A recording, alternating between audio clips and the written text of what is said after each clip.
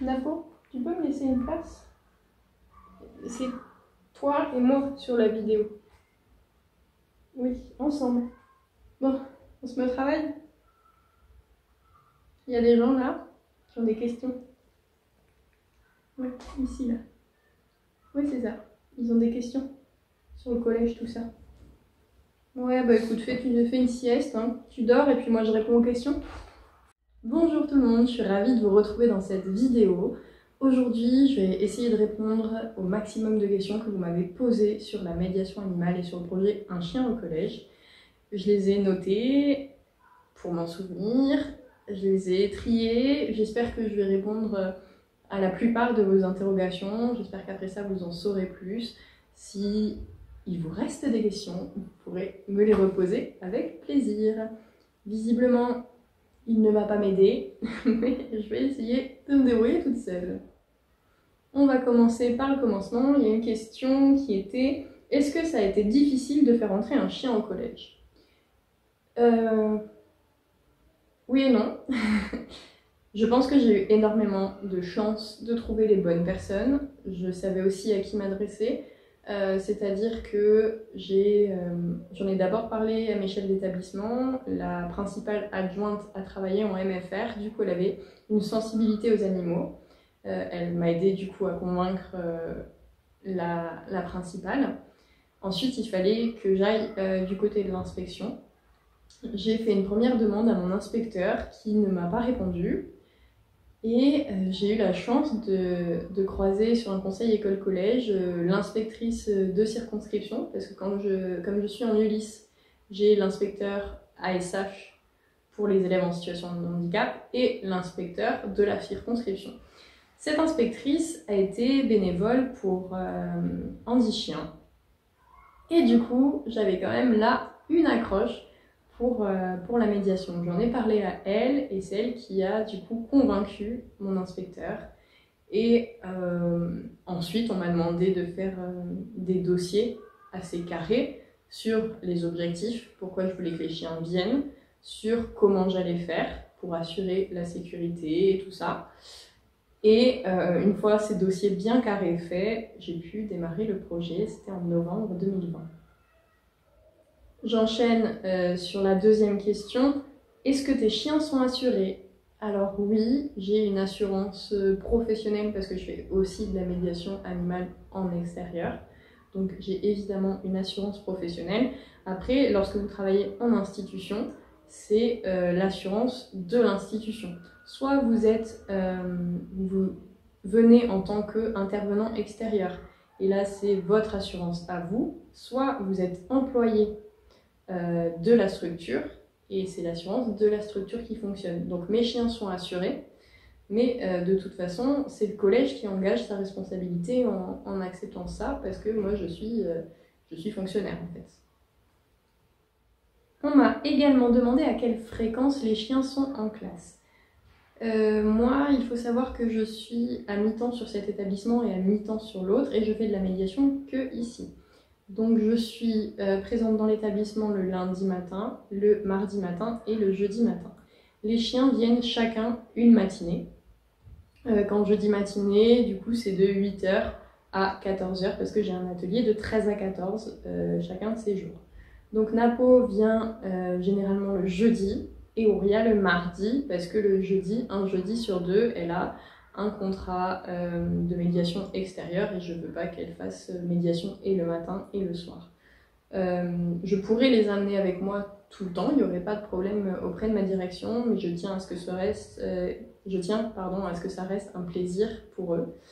Et du coup, je ne veux pas les surcharger parce que ça leur demande beaucoup, même si on ne dirait pas parce que Napo dort tout le temps. Mais ça leur demande beaucoup et je ne veux pas abuser là-dessus. S'il y a un imprévu et que le chien n'est pas là, comment ça se passe pour les élèves? J'ai des élèves avec des troubles du comportement, des troubles du spectre autistique et du coup, globalement, les imprévus, ils n'aiment pas trop ça. Mais c'est quelque chose qui a été travaillé. C'est-à-dire que avant que les chiens arrivent en classe, donc on est à l'époque, j'ai fait toute une séquence pour expliquer le fonctionnement du chien, ses besoins, son mode de communication, et du coup les élèves savaient que dans la médiation animale, la priorité resterait toujours le chien. Donc si le chien n'était pas bien, fatigué, malade, blessé, il ne viendrait pas. Donc c'est un imprévu sans en être un parce qu'ils savent que c'est possible. C'est arrivé dans une période qui était assez stressante, période Covid, où tous les collègues étaient stressés. Moi j'étais stressée, les élèves étaient agacés. J'ai fait le choix de ne pas amener Ouria parce que c'était trop tendu comme climat. Et ils l'ont parfaitement accepté, parfaitement compris quand on l'a expliqué. Il y a aussi une question qui disait si le chien décède, comment ça se passe?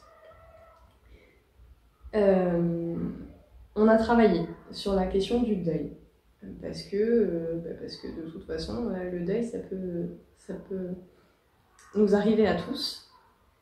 Est-ce que le travail permet de dire qu'ils sont prêts? Non. Je pense qu'on n'est jamais prêt pour un deuil, on n'est jamais prêt pour une disparition. Donc, si mes chiens ont un jour un problème, ce sera dur. Pour eux, pour moi. Mais c'est quelque chose qui est travaillé déjà en amont et je sais aussi vers qui me tourner si jamais j'ai des difficultés là-dessus. On a une infirmière au collège, on a une psychologue scolaire et ce serait gérable en fait. Ce serait géré et gérable. Même si je ne le souhaite pas, c'est un risque qui est mesuré. On n'aime jamais penser à ça, mais il a bien fallu que j'y réfléchisse avant d'emmener les chiens et avant d'emmener cette figure d'attachement parce que l'attachement est très très fort et il fallait que je sois sûre que ça fasse pas pire que mieux. Voilà. On m'a demandé si je pensais à la relève. Donc, ceux qui nous connaissent bien le savent, Ouria va avoir 10 ans cette année, Napo a 4 ans et demi.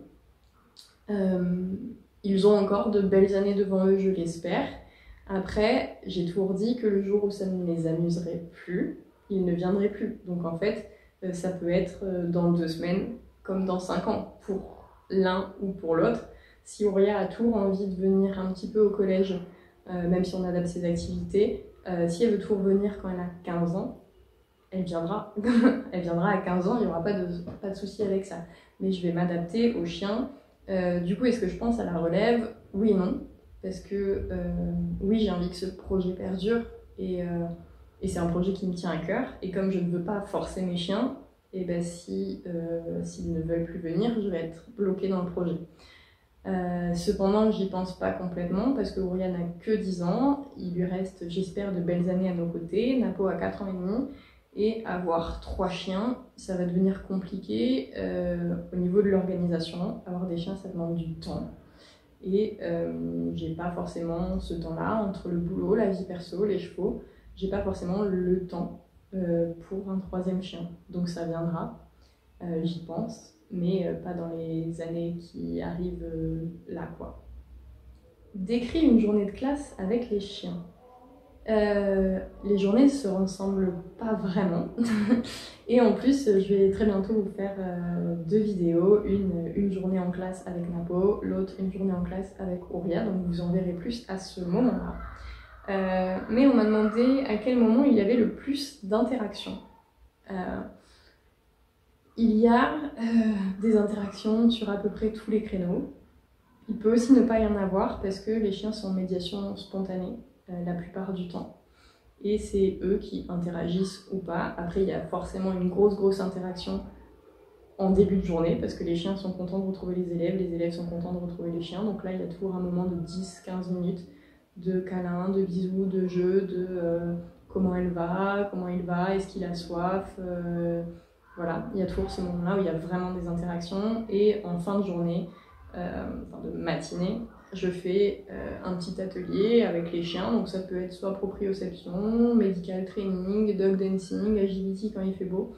On fait toujours un atelier, donc soit de 10 minutes si on a beaucoup de choses à faire au niveau du travail en classe, soit 30 minutes quand on a bossé efficacement. Donc voilà, il y a des interactions sur ces moments-là principalement, et le reste du temps, ça va être, par exemple, j'ai une élève qui a du mal à lire, et Ouria est systématiquement toute la séance de lecture sur ses genoux. Donc là, elle va avoir beaucoup d'interactions parce que la petite en a besoin. Et ça dépend des chiens. Moi, je ne gère pas ça. C'est eux qui le voient, c'est les élèves qui demandent. Et du coup, ça, c'est entre eux, en fait. C'est là où il faut que je lâche prise et c'est la relation entre l'animal et l'élève qui compte. Moi, je regarde, mais c'est tout. Comment Napo est-il passé de chien hyper craintif à chien de médiation animale?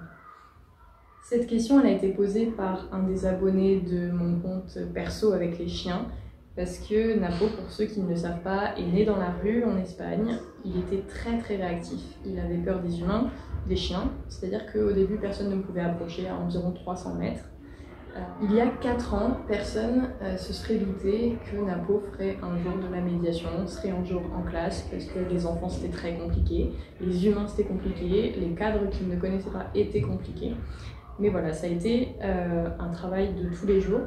Mais mon seul objectif c'était de faire un chien bien dans ses pattes. J'avais pas du tout l'objectif de l'emmener en médiation. Donc je n'ai pas travaillé spécifiquement pour la médiation, mais j'ai travaillé spécifiquement pour qu'il ait moins peur, pour qu'il soit plus à l'aise et beaucoup mieux dans ses pattes au quotidien. Ce qui fait qu'il peut être chien en médiation animale. Mais je n'ai pas travaillé spécifiquement pour ça. Ça a été un travail de tous les jours pour qu'il soit heureux, serein. Mais je n'ai pas fait de dressage à la médiation. C'est l'attitude, le comportement qu'il a actuellement qui me permet de l'amener en médiation. On m'a demandé de parler un petit peu des limites et des réussites en classe. C'est l'objet de mon mémoire notamment.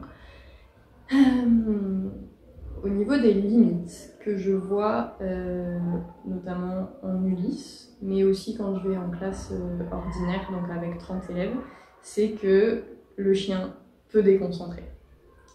Généralement ça passe vite. Maintenant je peux avoir des élèves en évaluation. Auréa qui joue avec son Pouic à côté, ils sont focus sur l'évaluation, ils savent que c'est des moments où ils ne doivent pas faire attention à elle et il n'y a pas de problème. Par contre au début, il y a une grosse excitation, c'est la nouveauté, c'est trop chouette et là ça peut les déconcentrer. C'est aussi une des craintes de mes collègues quand je parle de médiation animale et quand je demande si je peux venir dans leur classe en fait. Après, honnêtement c'est vraiment la seule limite que je vois. Si, il y a aussi le fait que ça ne marche pas avec tout le monde, parce qu'on a plus ou moins de sensibilité aux animaux, à la nature, tout ça, et il y a des élèves qui ne sont pas du tout sensibles à ça, voire des élèves qui ont peur, et du coup, sur qui ça ne va pas marcher. Par contre, il n'y a pas d'élèves chez qui ça a empiré quelque chose. Donc, soit ça fait quelque chose de positif sur l'élève, soit ça fait rien du tout. Et donc, en fait, c'est une limite sans en être une. On sait que ça ne marche pas avec tout le monde, mais a priori ça ne va pas empirer des choses chez les élèves. La dernière limite à laquelle je pense, elle n'est pas vraiment liée à la médiation, elle est liée au fait que les gens ne connaissent pas. C'est vrai qu'au début, mes collègues ont toujours été très bienveillants, mais au début ils se disaient mais c'est quoi cette lubie? C'était le truc à la mode, la lubie, mais ils ne voyaient pas du tout l'intérêt. Et il y a vraiment des choses qui ont changé l'année dernière, notamment avec le mémoire de recherche que j'ai fait, avec les résultats obtenus. Là, les collègues viennent plus volontiers me proposer des élèves, me poser des questions, et donc on est en train d'évoluer. Mais on a quand même besoin de faire ses preuves quand on fait de la médiation. C'est une pression qui existe réellement. Au niveau des réussites, sont nombreuses. Une à laquelle je pense, c'est par exemple le volume sonore. J'ai un sonomètre dans la classe pour mesurer le volume sonore. Au début, le volume sonore pouvait atteindre 90 décibels, qui est quelque chose de dangereux en fait. Et grâce au travail sur les besoins du chien, sur les sens du chien, les élèves ont compris que les chiens entendaient beaucoup plus et que pour leur santé et leur sécurité, il fallait pas faire trop de bruit parce que sinon on risquait de faire du mal aux chiens. Et ils ont commencé à baisser le volume. Alors ça a été très progressif parce que l'étude elle a commencé du coup en octobre 2020 et mes derniers chiffres ont été mesurés en juin 2022. Mais les derniers chiffres que j'ai obtenus, c'est un volume sonore de 30 décibels, qu'il y ait le chien ou pas. Parce qu'on a eu aussi une évolution où le volume sonore était très bas quand il y avait le chien, mais dès qu'il n'y en avait pas, le volume remontait. Et en fait, on a pu aussi travailler sur ce qu'apportait un climat sonore plus calme à leurs apprentissages. Ils ont compris énormément de choses grâce à ça et ils ont su améliorer ça tout seuls en fait. Ça c'est vraiment une grande réussite. Ensuite, j'ai des élèves qui sont heureux de venir et ceux qui connaissent un peu les élèves du lycée savent que c'est pas toujours le cas. C'est des élèves qui ont été souvent malmenés par l'école, qui ont été souvent en grande difficulté, qui n'avaient pas du tout envie de venir. Et je dois avouer que voir les élèves arriver avec le sourire, c'est vraiment chouette. J'ai une élève qui était très très absentéiste la première année. Ça a commencé à diminuer avec la présence d'Ouria et l'année dernière, c'est une élève qui n'a quasiment jamais été absente. Les fois où elle était un peu fatiguée et qu'elle n'avait pas trop envie de venir, elle se motivait parce qu'il y avait les chiens. Alors que sa première année, si elle était fatiguée, elle disait qu'elle avait mal au ventre, elle ne venait pas.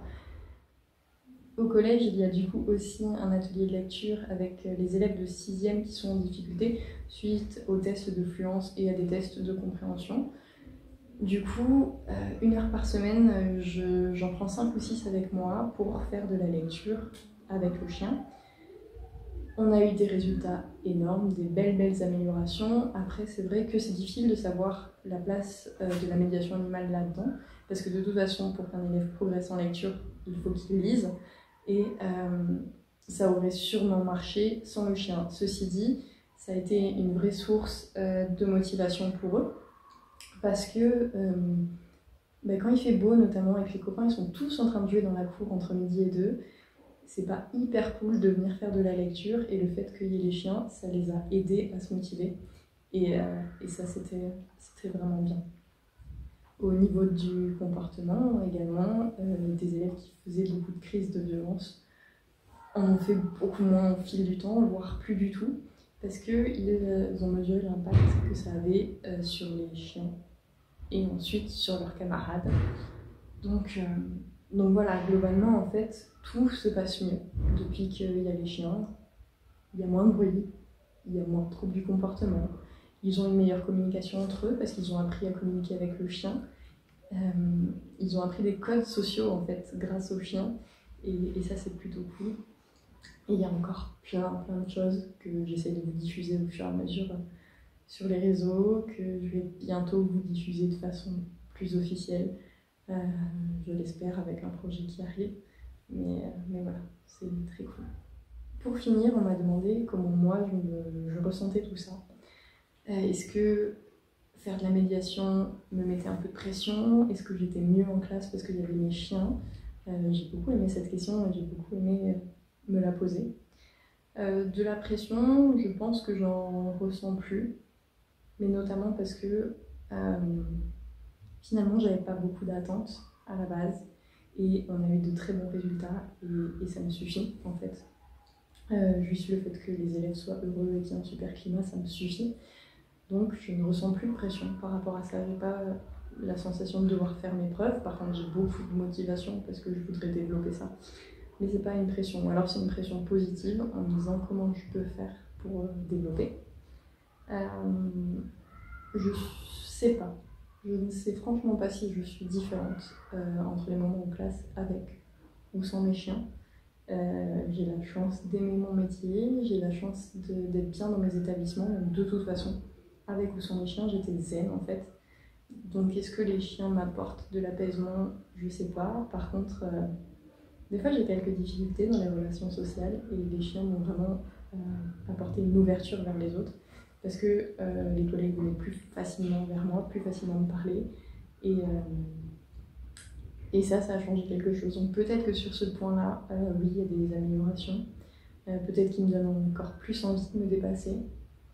Sûrement. Ouais, je pense que ça change quelque chose de façon positive pour moi aussi en fait. C'en est fini pour cette première fois aux questions. J'espère que j'ai répondu à un max de trucs. J'espère que maintenant vous en savez un peu plus. Je vais essayer de continuer à vous faire des vidéos là-dessus, de présentation du dispositif, de journée avec nous, pour que vous ayez un petit peu plus d'infos.